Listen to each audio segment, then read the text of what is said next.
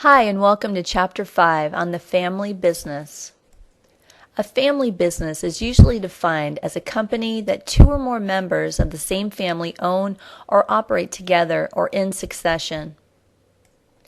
The degree and type of involvement really varies from company to company, but in general, there's usually several family members that work in the business, and ownership is passed to a second or sometimes a third generation or even further down the line. Children are often groomed for leadership positions. Consequently, family values and considerations enter into business decisions and operations.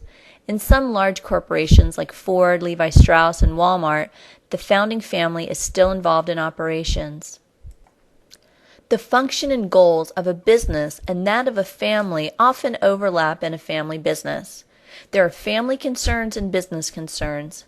Family concerns deal with the care and nurturing of family members, employment and advancement in the firm, and loyalty to the family. Business concerns revolve around production and distribution of goods and services, the need for professional management, and effective and efficient operation of the firm. When family members have similar priorities and values, the business tends to operate rather smoothly. But differing interests can create tension and often lead to conflict. So how do you decide what's good for the business versus what's good for the family? There can be misunderstandings about the various roles that family members should have. The supervisor, being both boss and parent, can lead to touchy relationships. But there are many advantages of a family business.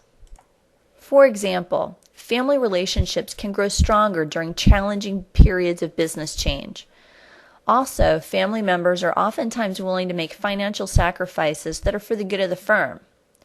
Another example is that operation as a family business distinguishes the firm from its competitors.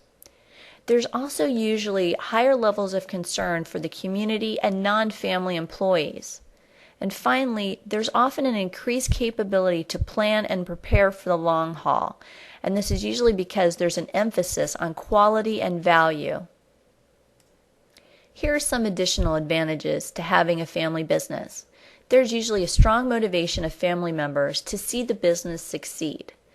There's the ability to use family theme in promotions. You're able to develop firm-specific knowledge among family members.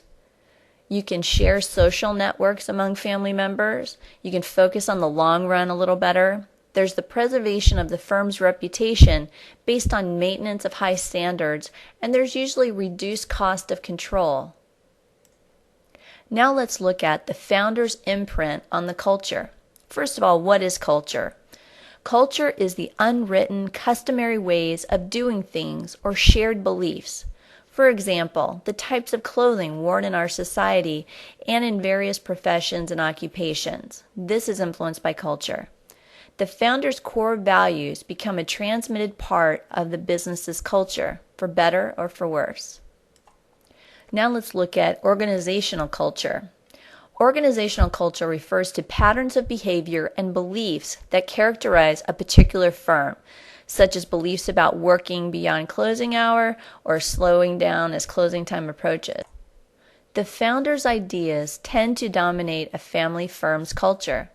Family business cultural values can include things like mutual respect, integrity, a wise use of resources, personal responsibility, or having fun at work. The founder's imprint can also have a dark side if the founders are narcissistic, have a poor work ethic, or engage in fraudulent business practices. Family members choose to become a part of a family business for many different reasons, and these reasons affect their commitment. When a family member has a desire-based commitment, they join the family business because they really want to. They believe in the business and want to be a part of it. Obligation-based commitment is when a family member feels they ought to be a part of the business and continue the heritage. Cost-based commitment is when someone feels they have a lot to gain financially by staying with the family business. And need-based commitment is when a family member doesn't think they can be as successful outside of the family business.